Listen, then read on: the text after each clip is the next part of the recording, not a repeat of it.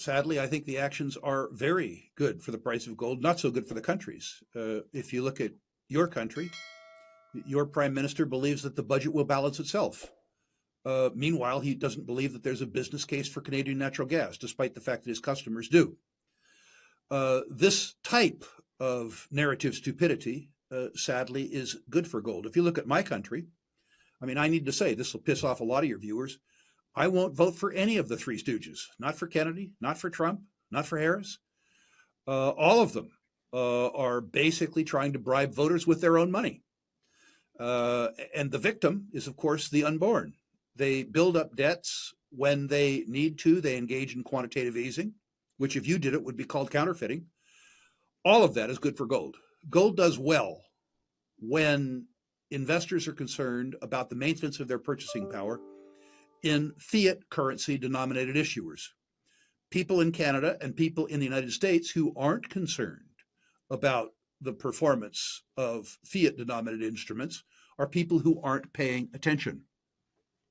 I would take issue with one thing you said, Jimmy, which is to say that gold is up this year.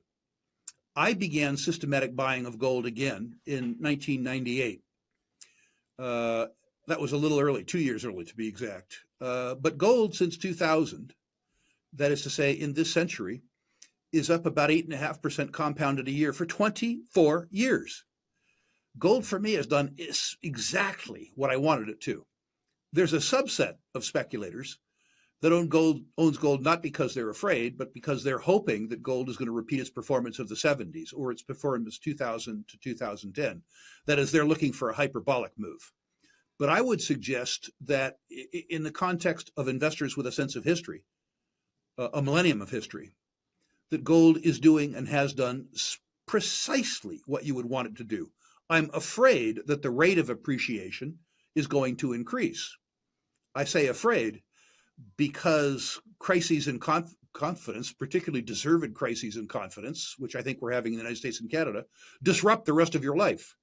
I would prefer that my gold holdings went down in price and the security around the rest of my life increased. But that's not on offer in a politicized world like we live in. With the US facing an eye-watering $140 trillion in combined liabilities and unfunded entitlements, Rick Rule paints a stark picture of where our economy might be headed. He draws a chilling parallel to the 1970s, when, to escape overwhelming debt, the government resorted to inflating away the value of the dollar, erasing 85% of its purchasing power in just a decade. During that time, gold soared from $35 to $850 an ounce, protecting those who understood the storm ahead. Today, Rule sees similar warning signs as the government continues to pile on debt and engage in what he calls counterfeiting through quantitative easing. He doesn't own gold because he expects it to hit $2,600. He owns it because he's concerned it could surge to $9,000 or $10,000 as the economy buckles under its own weight. There is a real difference between narrative and arithmetic. That people argue over what the money should be spent on. They never seem to argue about leaving the money with the people who earned it to begin with. But the numbers that you mention, the 35 trillion, as ugly as that number is, isn't the real problem. The real problem is the net present value of unfunded liabilities around entitlements. Medicare, Medicaid, Social Security, military pensions, government pensions. That number, by the most conservative estimate out there, which is the Congressional Budget Office, exceeds $100 trillion. And that number is increasing between 4.5% and 5% compounded every year. We are not paying down those obligations. They are going to have to be rescheduled. If you look at our aggregate debt, which is to say the unfunded liabilities plus the on-balance sheet liabilities, that number is $140 trillion, less $6 trillion on the Fed's balance sheet, itself a product of counterfeiting, quantitative easing.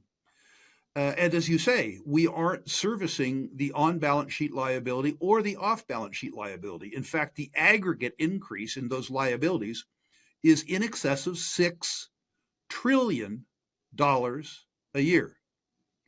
Now, it's fashionable in both your country and my country to say tax the rich, make it go away by taxing the rich. It's interesting to note in the United States that the aggregate net worth of American billionaires is $5.6 trillion. That's enough to handle the deficit for 2 years. It absolutely, positively doesn't matter. What's his name? Bernie has suggested that minor revisions of the tax code could raise $5 billion over 10 years in an economy where the deficit exceeds $6 trillion a year. The problem is not revenue.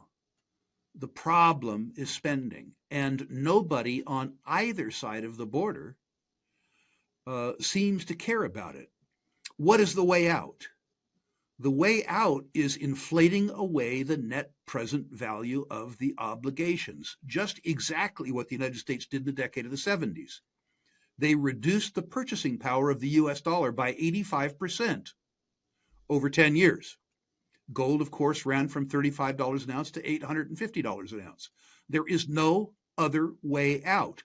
Save a global depression and a renunciation of the debt. Those are the two choices. I think the former is more likely than the latter. There are so many variables I don't have targets. I'll tell you this. I don't own gold because I thought it would go to 2,600 or 2,700. I own gold because I'm afraid it'll go to $9,000 or $10,000. That's why I own it. And I legitimately, Jimmy, hope I'm wrong. I legitimately hope that my concerns are somehow misplaced and that the price of gold goes down. I'm not one of those who subscribes to the world's going to end on Thursday. Here's how you can profit. There's no part of my makeup that's there. And so while I don't have a price target, I do have a feeling that gold helps me sleep nights and stay calm. And at 71, those are great attributes. I don't pay much attention to the top of the Fed, which is highly politicized. I'm in contact with some of the lower ranked employees of the Fed. Some of them are my subscribers, and I converse with them regularly. And it's been eye-opening. I had a very low opinion of them, and I found out I'm wrong. They're well-meaning and well-informed people. The bias of the employees of the Fed is to keep interest rates high. They see themselves as the only guardian against the destruction of the US dollar by the political class. They don't think, and I think they're right, that the executive or Congress has any interest in controlling spending. And they think that artificially low interest rates will bring about the demise of the dollar faster than it needs to occur. Powell is between a rock and a hard place. The right thing for him to do is to keep interest rates high. The political pressure on him to do otherwise is overwhelming. When he cracks, I don't know, but I think that there's at least a 90% probability that he does crack. If he cracks, then I think past is prologue. And when I say past is prologue, I remember the first part of the decade of the 70s, when inflation in the gold price in the period 1970 to 1971 went up. In 1975, the Fed decided to raise interest rates. When they raised interest rates, the gold price fell by half. It went from $200 an ounce to $100 an ounce. At the end of 1975, they lost their nerve and lowered interest rates. And you had a ramp in the gold price from $100 an ounce to $850 an ounce.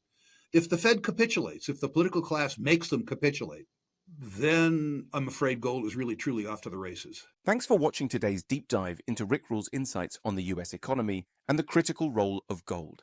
To recap, Rule highlighted the staggering $140 trillion in combined liabilities and the government's alarming reliance on inflation to manage debt, a strategy that could lead to another explosive rise in gold prices, just like in the 1970s. He also expressed his concern that the political pressure on the Federal Reserve could lead to a repeat of past mistakes, potentially driving gold to unprecedented levels. If today's discussion got you thinking about your financial strategy, or if you have any thoughts on what we covered, I'd love to hear from you in the comments section below. And if you found this video valuable, don't forget to hit that like button, share it with others who might benefit, and subscribe to stay updated on all things finance and macroeconomics.